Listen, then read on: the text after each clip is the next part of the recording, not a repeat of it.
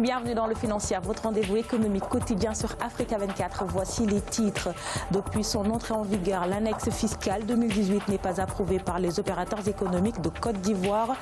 Elle fait des mécontents du fait de plusieurs mesures qui y sont contenues. Le Cameroun s'est fixé des limites par rapport à ses endettements pour l'année 2018. Le plafond d'endettement est ainsi fixé à 650 milliards de francs CFA. Et puis nous terminerons par un point sur les marchés boursiers africains.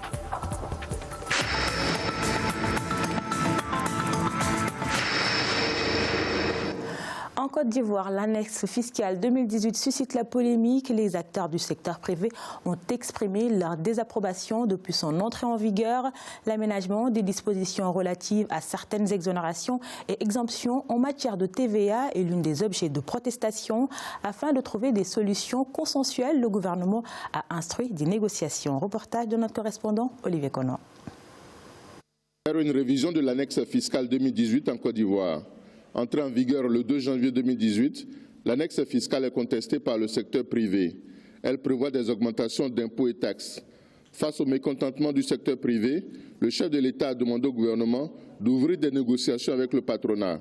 Des rencontres ont eu lieu et le dialogue se poursuit. En attendant, l'augmentation du droit d'accise sur les boissons devrait rapporter 22,39 milliards de francs CFA et la taxe de 0,5% sur les transferts d'argent électronique, 10 milliards de francs CFA.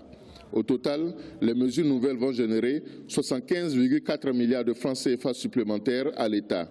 Pour la Direction générale des impôts, ces mesures permettent à la Côte d'Ivoire de respecter ses engagements au niveau communautaire. De 1998 à 2018, il y a 20 ans que nous sommes restés à 12% d'exposition sur les bières. Pendant ce temps, les autres ont bougé, c'est moins douloureux aujourd'hui. Quand vous regardez sur les tabacs, on a ajouté 3 points. On est passé de 35 à 38. C'est parce qu'on est conscient que faire un trop grand bond peut être mal perçu et peut peut-être produire, en termes même de recettes, en termes même de recettes, peut produire l'effet contraire. Pour le patronat, les augmentations d'impôts et taxes auront un impact négatif sur les entreprises. La suppression du régime réel simplifié d'imposition et la modification de l'impôt minimum forfaitaire constituent un danger pour les petites et moyennes entreprises. Celles-ci pourraient se réfugier dans le secteur informel afin d'échapper au matraquage fiscal.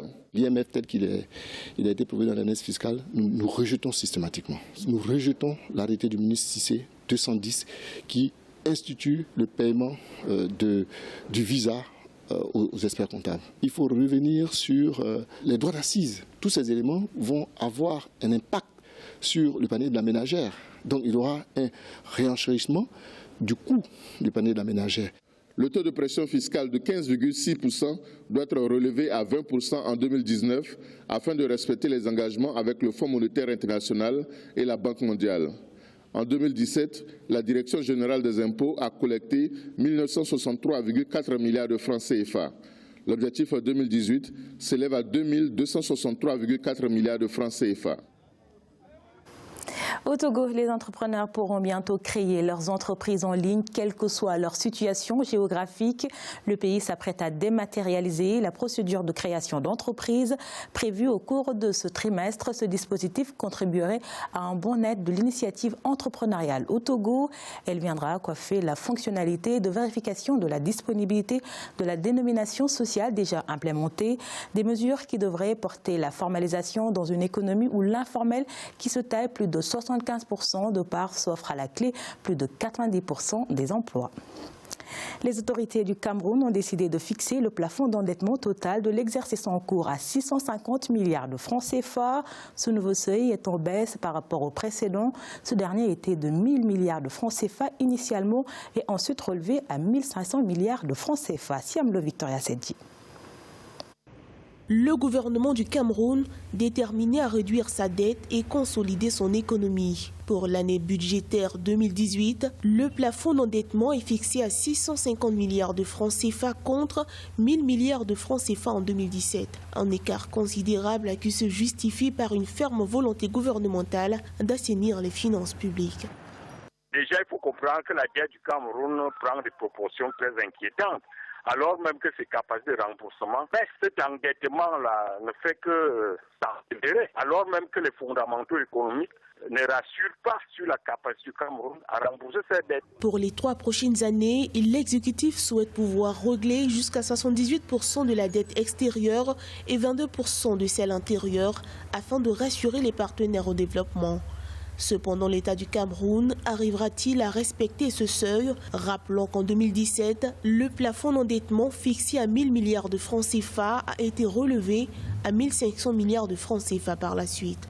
On a signé un programme de réforme avec le Fonds monétaire international. Tout ce qu'il fait maintenant est validé par ce fonds. Il faut y voir plutôt un plafond imposé par le Fonds monétaire international. Et je crois que tout ce qu'il va désormais faire sera contrôlé par le FMI, le Fonds monétaire international. Et quand le fonds le dit, c'est que c'est faisable. Selon les experts, l'enveloppe de la dette du Cameroun progressera de 7% sur 4 ans. En 2020, la dette publique, qui est de plus de 5 000 milliards de francs CFA actuellement, atteindra 33% du PIB, selon l'agence Standard & Poor's. Un niveau acceptable pour le gouvernement qui, en 2018, a affiché une volonté de la réduire.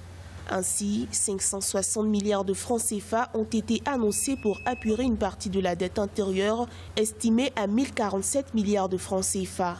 Celle-ci a pu jusque-là être réduite de 46,9%. Afin de mieux interconnecter le réseau routier de l'Angola, les autorités prévoient de réhabiliter près de 6 000 km de route. Sur les 26 000 km de route que compte le réseau du pays, environ 13 000 km ont déjà fait l'objet d'une réhabilitation. Par ailleurs, environ 7 000 autres kilomètres ont été attribués à des entrepreneurs et sont en cours de réhabilitation. Toutefois, les détails concernant le niveau d'investissement financier qui va nécessiter ces réhabilitations ne sont toujours pas donnés.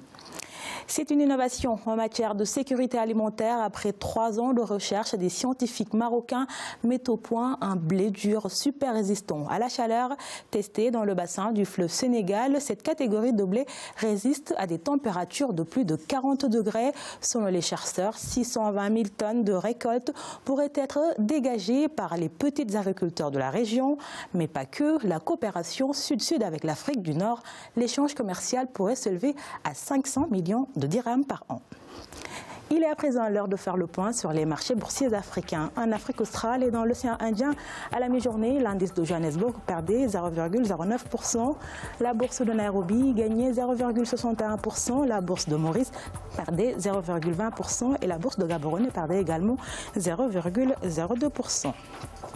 Du côté de l'Afrique centrale et de l'Ouest, l'indice nigérien perdait 0,98%, la bourse de Ghana gagnait 0,42% et la BRVM d'Abidjan était en baisse de 0,17%. En Afrique du Nord, enfin, l'indice tunisien était en hausse de 0,09%, la bourse égyptienne gagnait également 2,18% et la bourse marocaine perdait 0,34%. C'est la fin de cette édition du Financière. Merci de nous avoir suivis. On se retrouve bientôt pour un nouveau rendez-vous de l'économie sur Africa 24.